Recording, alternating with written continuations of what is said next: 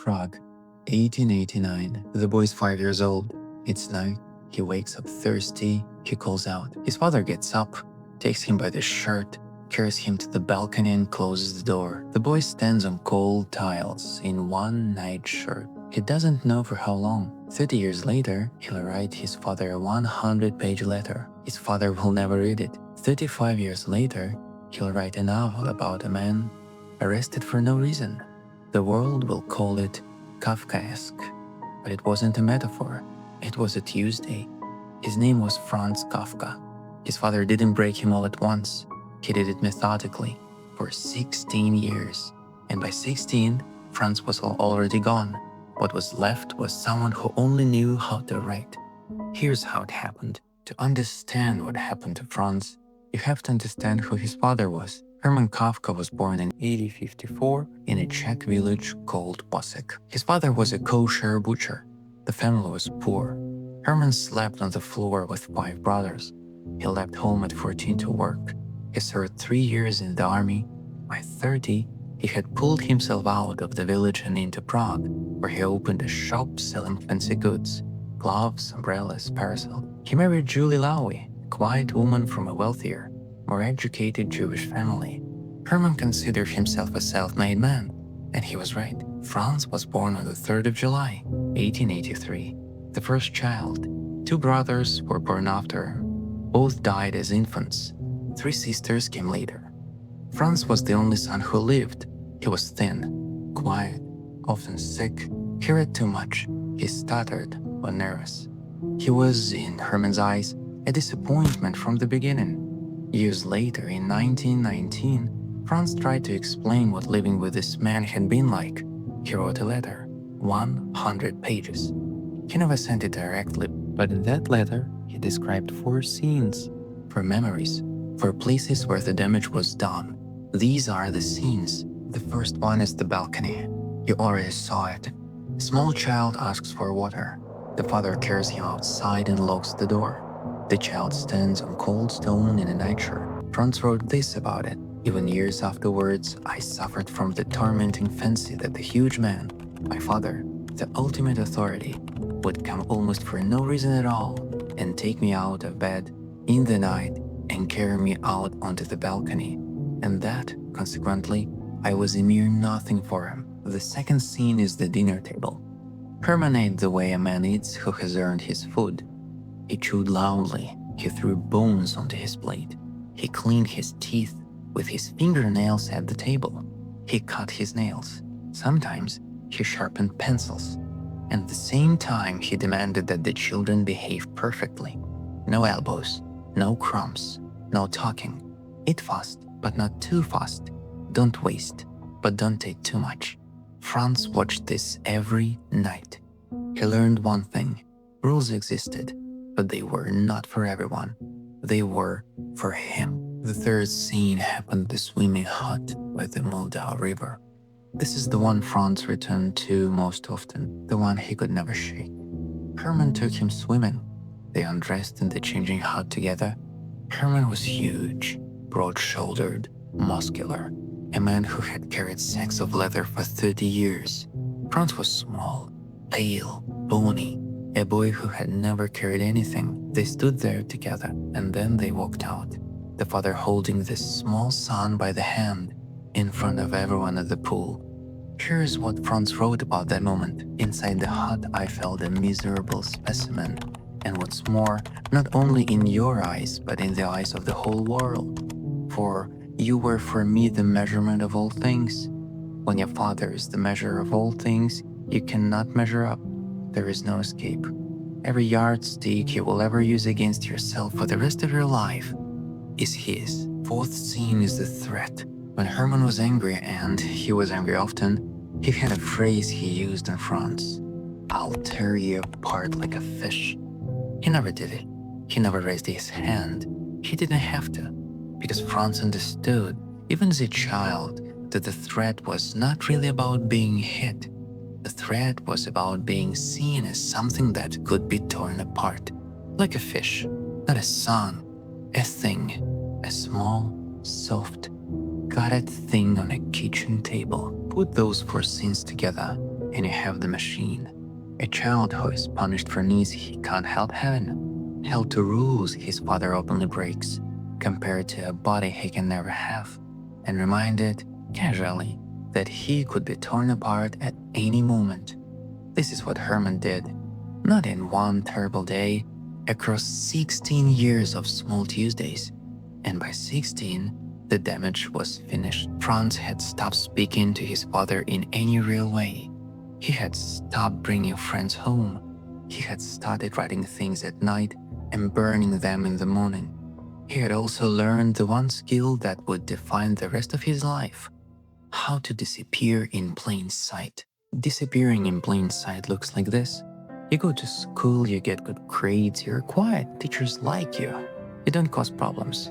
You graduate from the Altstädte Gymnasium in 1901 at the top half of your class. You enroll at the German university in Prague. Your father wants you to study something practical. You consider chemistry. You consider German literature. You settle on law. Law is safe. Law is predictable. Law makes Hermann nod once at dinner and go back to his soup. You finish your doctorate in 1906. You're 23 years old. You have never lived outside your parents' apartment. In 1908, you take a job at a place with a name so long it sounds like a joke. The Workers' Accident Insurance Institute for the Kingdom of Bohemia. Your job is to assess workplace injuries. A factory worker loses 3 fingers in a textile machine. You decide how much the company owes him. A man falls from scaffolding and breaks his spine. You calculate the cost of his ruined life in crowns and hellers. You're good at this work. Your superiors like you. You are promoted. You write reports about industrial safety that are still studied today. You go home at 2 in the afternoon. You eat lunch with your parents. You try to sleep. You can't. You start writing at 10 o'clock at night. You write until 3 in the morning. You sleep 4 hours. You go back to the insurance office. This is your life for the 16 years. On the 13th of August, 1912, at the apartment of your friend Max Broad, you meet a woman. Her name is Felice Bauer. She is 24 years old. She lives in Berlin. She works as a stenographer for a company that makes dictating machines. She is not beautiful. She is practical, organized, kind. You barely speak to her that evening, but 5 weeks later, you sit down and write her a letter, and then another, and then another. Over the next 5 years, you will write Felice Bauer between 500 and 600 letters. Some of them are 40 pages long. You write her about the weather, about your stomach, about insomnia, and whether she has answered your previous letter quickly enough, about whether her handwriting has changed, and whether she still wants you. You see her in person 8 or 9 times in 5 years. You propose to her twice. You break it off twice. When Franz is writing to Felice, he can be a person. He can be funny, tender, demanding, vulnerable. He can be in love. When Felice is in the same room as Franz, he goes silent. He cannot eat in front of her. He cannot touch her.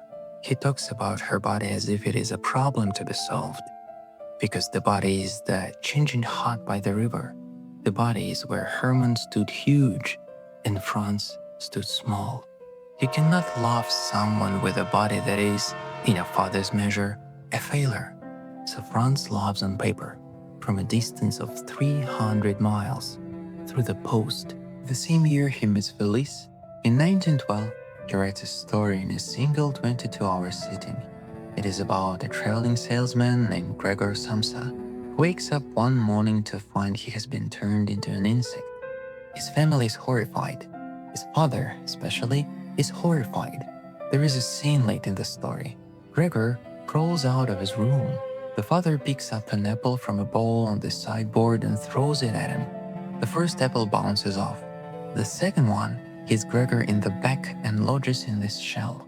Kafka writes this: Gregor's serious wound, from which he suffered for over a month, the apple, remained embedded in his flesh as a visible memento, since no one ventured to remove it.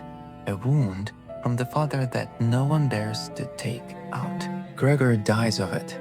In 1914, 2 years after meeting Felice, Franz starts a novel about a man named Joseph K., who is arrested on the morning of his 30th birthday.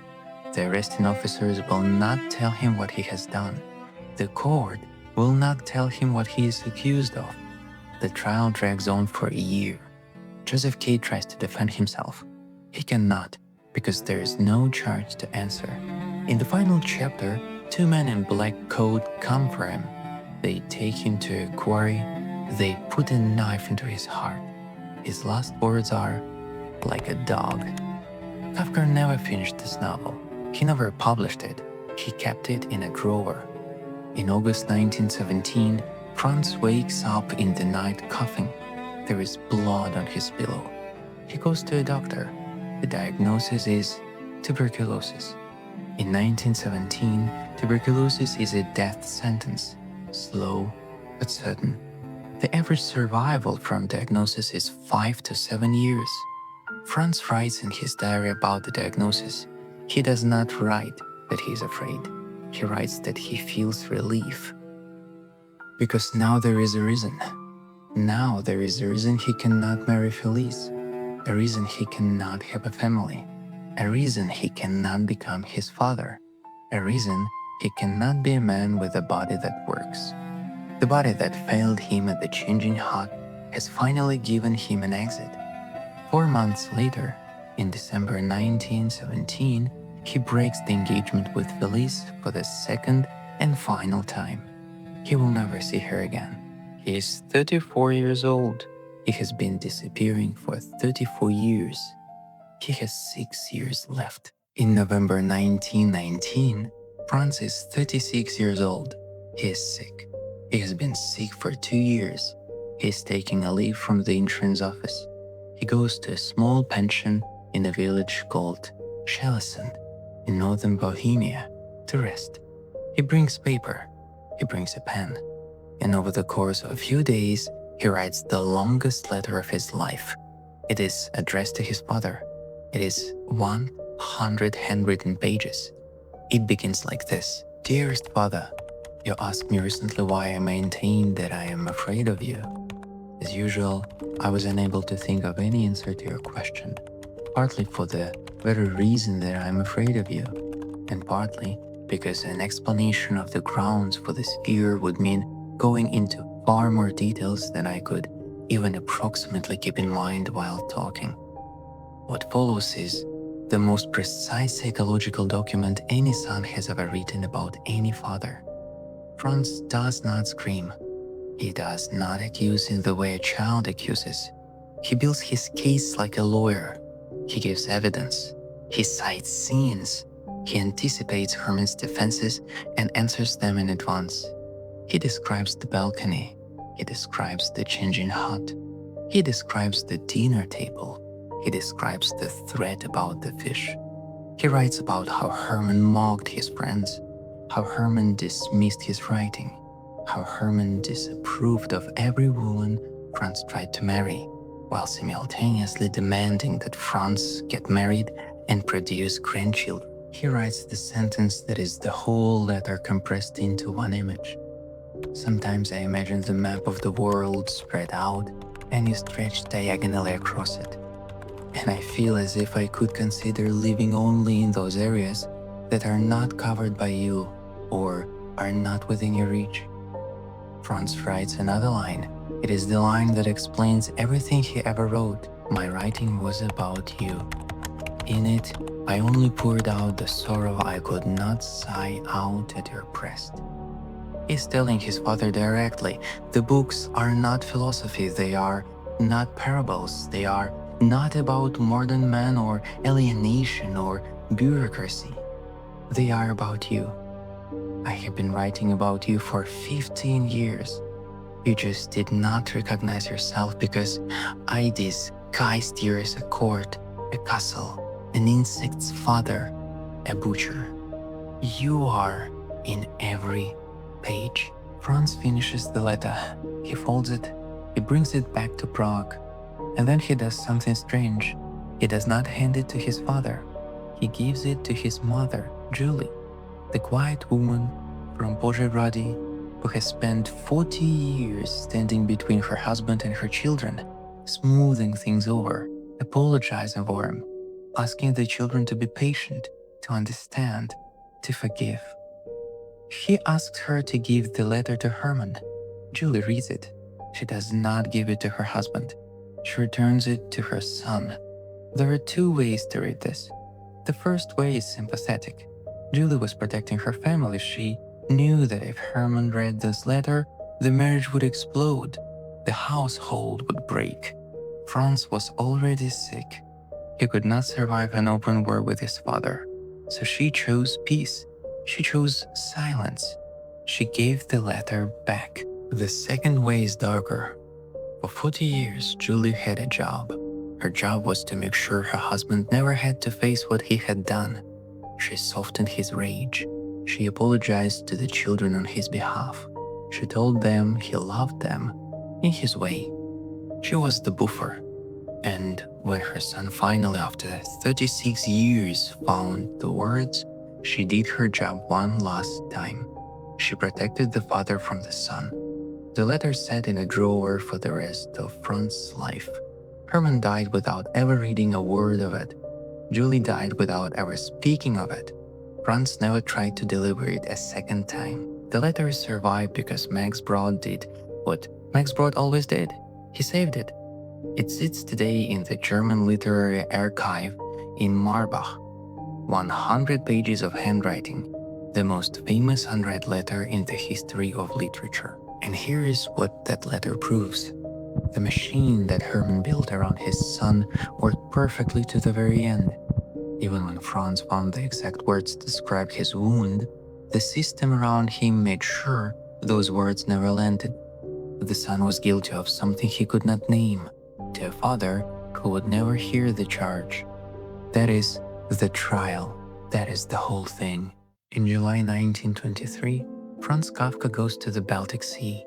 He's 40 years old. He is dying.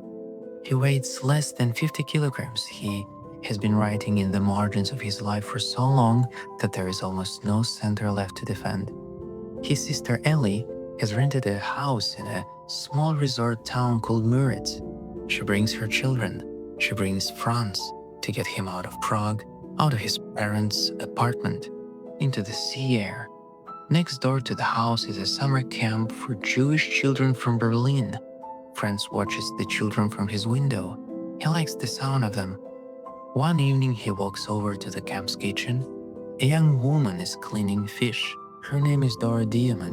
She is 25 years old. She comes from a Hasidic family in Poland. She ran away from home twice. She speaks Hebrew. She speaks Yiddish. She is reading a book in Hebrew while she works. Franz looks at her hands, covered in fish scales, and says, "Such gentle hands, doing such bloody work." This is the first sentence he ever speaks to her. 6 weeks later, they are living together in Berlin. This is a man who has spent 5 years writing 600 letters to Felice Bauer because he could not be in the same room with her. A man who proposed twice and ran twice.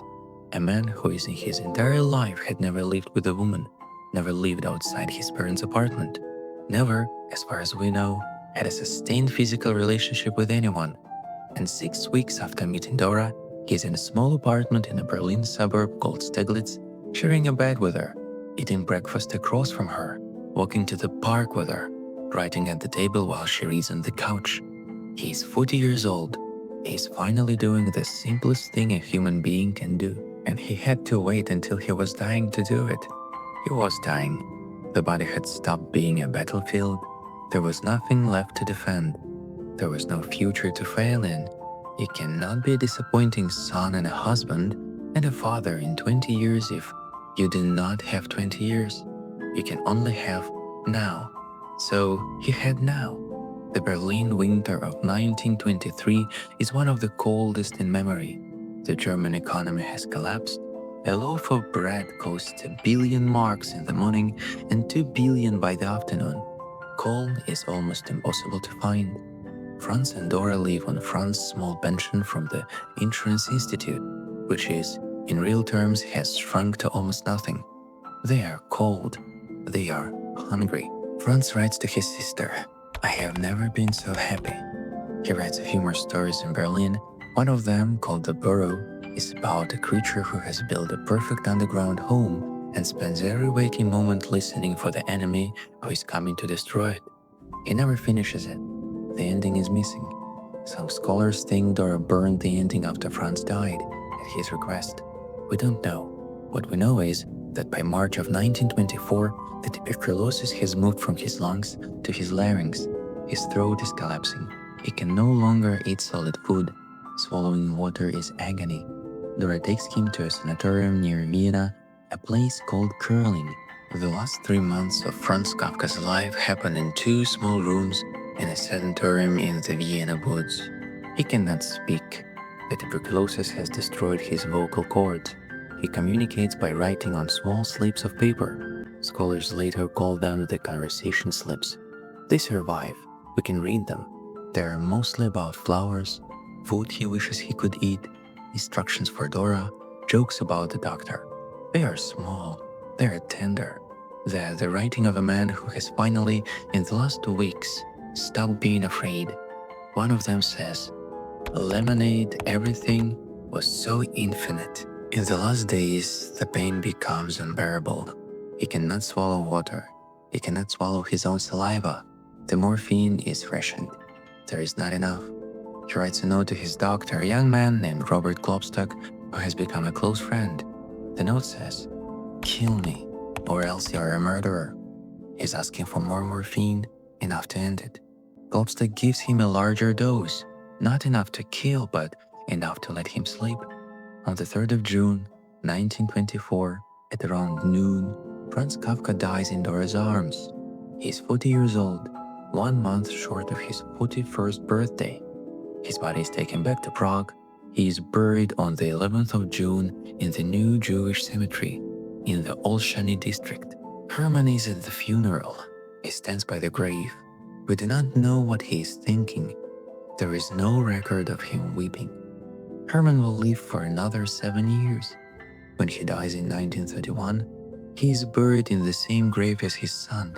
They share a single hexagonal stone. Hermann's name is carved below Franz.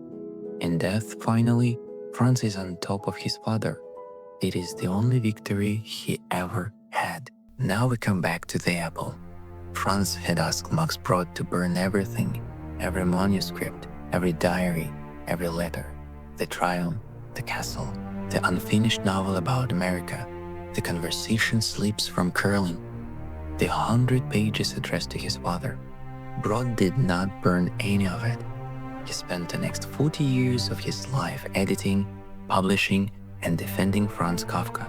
The trial came out in 1925, the castle in 1926, America in 1927. By the 1930s, Kafka was being read in Paris, London, and New York. By the 1940s, the word Kafkaesque had entered English. It came to mean a particular kind of nightmare, a faceless bureaucracy, a trial without a charge, a door that will never open, a logic that punishes you for things you cannot understand. Kafka told us what the engine was. He told us in 1919, in his own handwriting, in 100 pages addressed to one man. "My writing was about you." Read the books with that sentence in your head and they become a different set of books. The trial. Joseph K's arrest on the morning of his 30th birthday. He has done nothing wrong. He'll never be told what he's accused of. The court is everywhere and nowhere. The law is in books he cannot read. The judges meet in attics about tenement buildings. His lawyer is useless. His arguments are useless. His innocence is useless. In the end, 2 men take him to a quarry at night and stab him in the heart. What is the trial actually about? It is about a son who has been on trial his entire life for crimes that were never named, whose accuser was always present and never available, whose only possible verdict was guilty. It is about being Franz Kafka in Hermann Kafka's apartment, the castle. A man called K arrives in a village and announces that he has been hired as a land surveyor by the lord of the castle in the hill. He spends the entire novel trying to enter the castle. He never does. He cannot get the right papers. He cannot get an audience. The officials send him messages that contradict each other. The villagers tell him he was never expected. The novel breaks off mid-sentence. Kafka died before finishing it. What is the castle actually about? It is about a man trying to be acknowledged by an authority on a hill, an authority that issues judgments without explanation, that sometimes notices him and sometimes does not, that he can never quite reach, that he can never stop trying to reach. It is a son trying for 40 years to be seen by his father.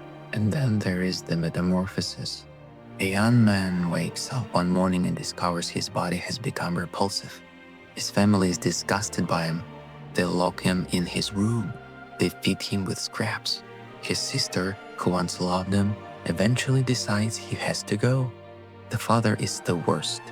The father throws apples at him. One apple lands in Gregor's back and lodges there. It cannot be removed. It rots. Gregor dies of the infection.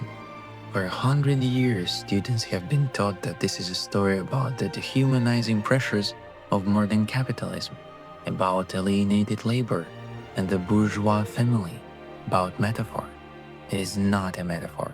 It is a son writing about what it felt like in his own house to have a body his father found repulsive, to be fed without being looked at, to be wounded by something his father threw casually across the room, a word, a comment, a laugh, and to feel that wound rotting inside him for the rest of his life. The apple is the changing hot at the river. The apple is the dinner table. The apple is I'll tear you apart like a fish. The apple is every small Tuesday across 16 years. And the apple, embedded in the flesh, that no one dares to remove.